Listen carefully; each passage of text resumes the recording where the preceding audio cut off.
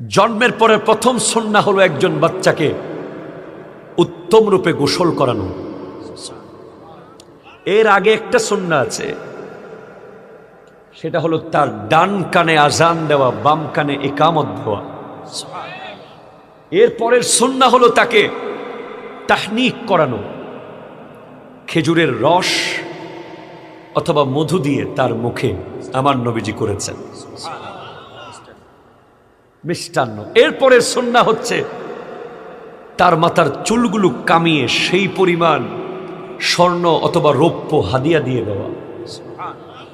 এরপরে সুন্নাহ হচ্ছে তাকে একটা ইসলাম সম্মত নাম দেওয়া। এরপরে সুন্নাহ হচ্ছে 7 দিন 14 দিন 21 দিনের ভিতরে তার আকিকা করিয়ে দেওয়া। এরপরে সুন্নাহ হচ্ছে তার বয়স 7 বছর হলে তাকে নামাজের জন্য তাগিদ দেওয়া। এরপরে সুন্নাহ হচ্ছে তাকে ইলমে দ্বীন শিক্ষা দেওয়া। এরপরে সুন্নাহ হচ্ছে তার বয়স 10 থেকে 11 12 হলেই তাকে নামাজের জন্য প্রহার করা।